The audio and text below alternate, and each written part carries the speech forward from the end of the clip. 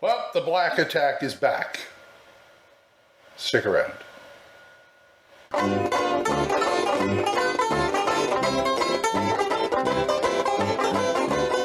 Hi folks, Old Man Grognard here, and we've got another review coming up for the second edition of The Black Hack. The Black Hack by David Black. The editor was Pookie. The cover art was by Carl Sternberg, I hope I pronounced that right, Sternberg. Interior art by Carl Sternberg, David Black, Sean Pope, and Jeff Call. Okay, I reviewed, this was like, what was it? A review number 35. So I went back and looked at that, and they've expanded it quite a bit since I have reviewed it. And, well, here it is. Take a look at this beauty.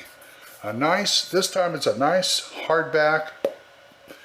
And we got a bookmark there. Let me take some of the character sheets out of here. I always print blank character sheets for new games. And it just looks gorgeous. Let's take a look on the inside. How about that? So, he tries to keep it simple. And I don't really have much objection to this game. It's kind of nice. It's a rules light RPG with an old school feel, of course. It's got the basic six stats, 3d6 down the line, of course. And what else do we have here? Oh, here's something interesting. If you roll a stat 14 or over, the next stat's going to be 7. And then you go on and roll the rest as usual. I thought that was kind of unusual, but everything here is an attribute test. Everything. You roll your stat or under to succeed. We're talking combat, we're talking anything you want to do in this game. Okay? In this game, there's basically 4 classes. There's the creating a character section right there. There's the basic 4 classes, the fighter, the wizard, the thief, the cleric. And here's what they kind of look like. Now, let's just take this down the line here. You have hit points. You have hit dice to start. They are all D6, I believe. That's correct. Let me check in the book real quick. Just a quick flip through here. Doobie-doobie-doo. And okay, I'm sorry, your starting hit die, like it's a D4 for the wizard, there's different hit die. It's a D8 for the cleric, and I believe the warrior gets a D8 and the thief gets a D6. And you roll these for your stats. Now, when you do the stats, you roll them as per usual. And you don't have armor class as an armor value. And what that means is, it means you have, how shall I say it? You have so many D6s. So many D6s in this game. And you have to use those. Now, from what I interpret, every roll in here, not practically every roll, I don't know about damage for monsters, but it's all done by the players. It's all done by the players. It's like if a monster, if the players attack a monster, then they'll roll a d20 under their strength for melee or dex for ranged weapons, and they find out they roll under, they hit. Well, if the monsters attack, the players roll. The players roll under their whatever stat it is to avoid the damage, and if they don't avoid the damage, they take damage.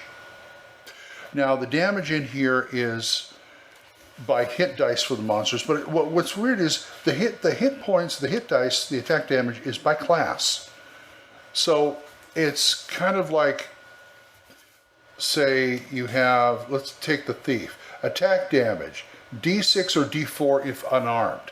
Now this is regardless of what weapon you're using. Now to me, I give them like pluses and things like that, but it's regardless of what weapon you're using. So I don't know if I buy that, even though I played games and I liked games that have like they're all D6 for damage, because you can do a little variation.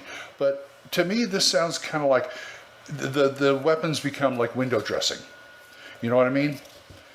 And it bothers me a little, but not enough to stop me from playing.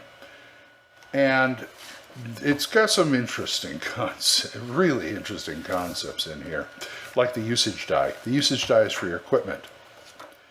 Every time you use something, you roll a usage die, and the usage die starts at a whatever it says. If it starts at D6, it starts at D6. You know, for like, say, torches or something. Some things will start at D20, but every time you use it, you roll it. And if you roll under it, you're fine. You have more to spare. But if you roll over it, you go down to the next lowest die. So it goes from D10, D12, 20 to 12 to 10 to 8 to 6 to 4. And if you blow the D4, you're out of stuff. That's how they do that. And like I was talking about, I'm kind of jumping around here because that's the way I do things. The combat, here's the spells, by the way. The spellcasters have a limited number of spells, as usual, per level. And usually, whatever hit dice your character is, that's your level. So let's go over here to magic and spells. Memorizing spells.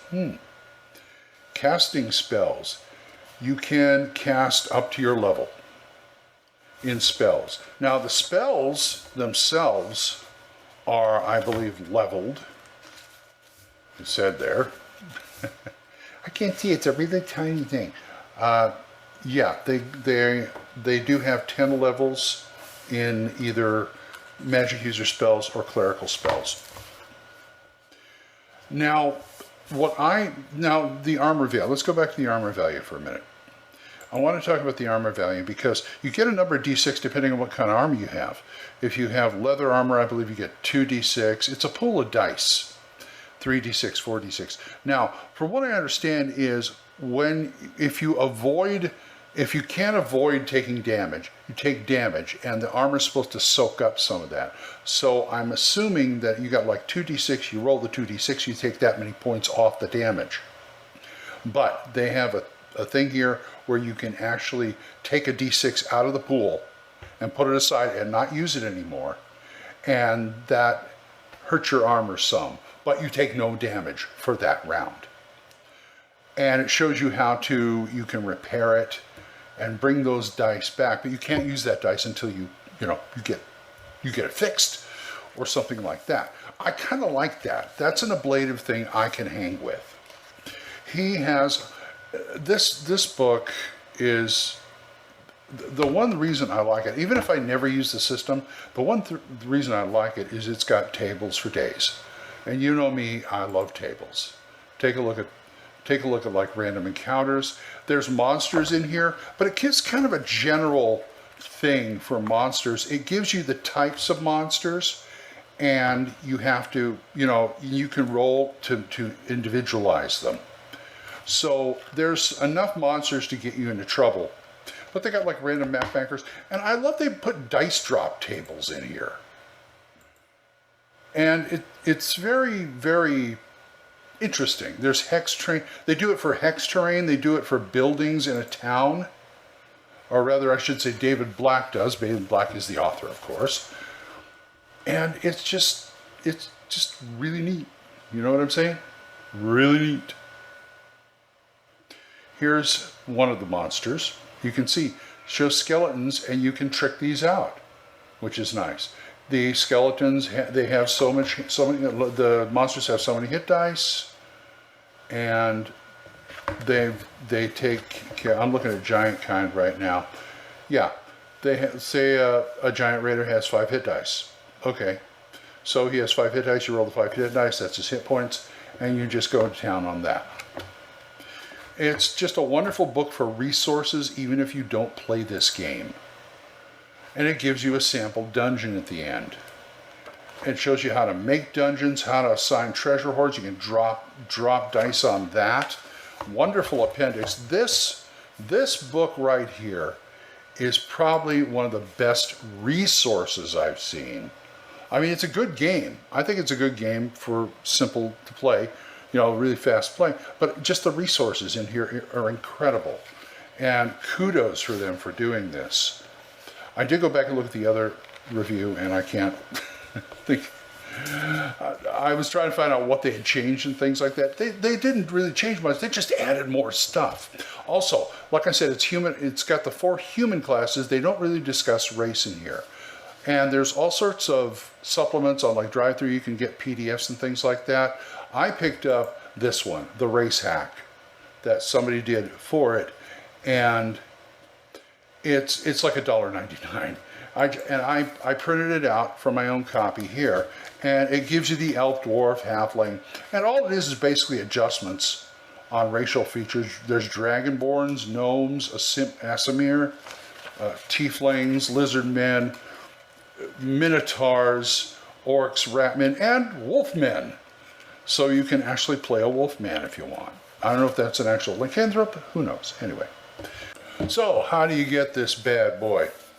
Well, 2 ways. If you want the PDF, this is on DriveThruRPG for about $6. Really good deal. If you want the print copy, like this hardback, it's 20 pounds on Squarehex, and that translates to about 25 American, somewhere around there, plus shipping, of course. So yeah, I would recommend this. This is a gorgeous book. This is a gorgeous book with a lot of utility in it. A lot of utility. Lot of tables, lot of ideas. Sample Dungeon right there. Great, great book. I'll put the links down there. So until I see you folks next time, bye-bye.